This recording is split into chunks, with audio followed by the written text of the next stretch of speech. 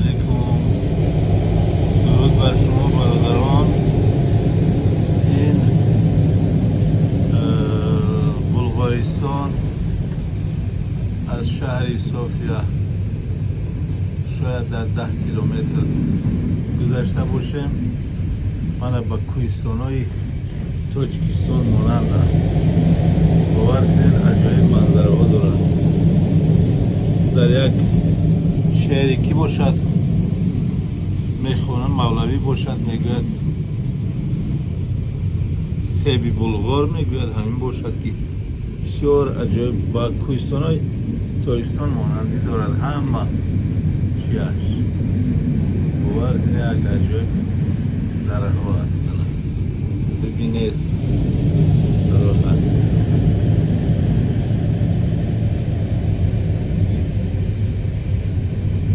ماهی اپریل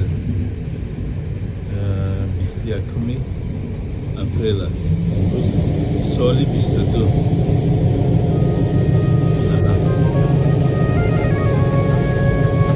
میگی در ما در غریبی آچه ما از ما جدا، مای مردی کار آچه ما آب و ادا، آچه ما بگین که از سفر می آیمه، از دیداری هم دیگر کنم شکر خدا، آچه ما بگین که از سفر می آیمه، از دیداری هم دیگر کنم شکر خدا. در آواز شیر دار جانی آچه به مرشیدم خبر نداری بچه، کی روز شود خلفی غریبی بیشکند، از در بی درای فریاد زنی کو آچه، کی روز شود خلفی غریبی بیشکند، از در بی درای فریاد زنی کو آچه. مهاجرم مهاجرم مهاجرم مهاجر، تقدیر الهی است این چه قسمت این چه تدبیر.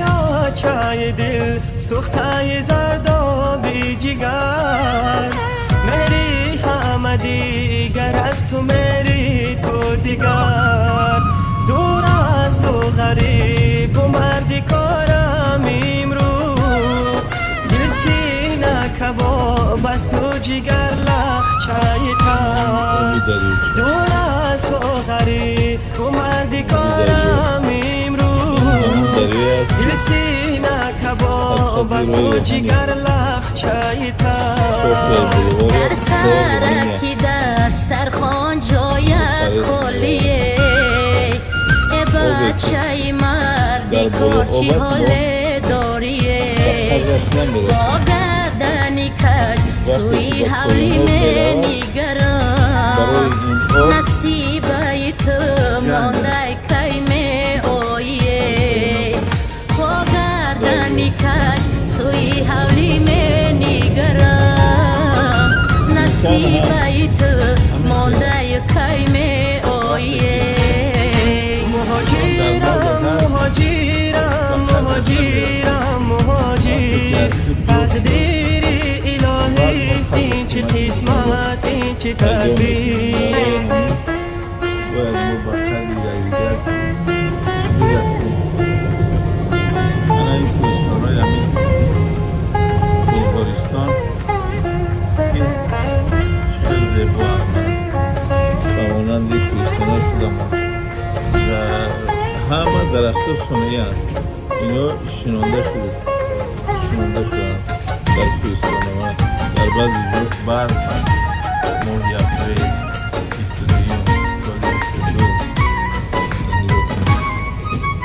اگر جایی بست ای آچه ستون خانه ای فرزندی ای آچه بدام قسمتم پیوندی هر نمازی شام دعای جانی ما بگوی ای آچه بسوز و دردی ما اسپندی هر نمازی شام دعای جانی ما بگوی ای آچه بسوز و دردی ما اسپندی ای خانه برآمدم دستم بسترم ای بچم جدا شدم دایم کسلان آبی چشمم روان از سوخته دل در گوشه تنهایی ریخته جیگرم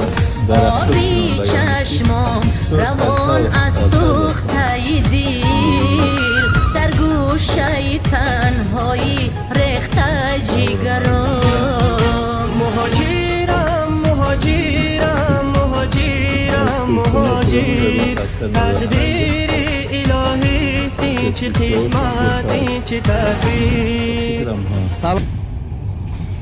مهنت میکنم قیمتی فروشم یک لی باشد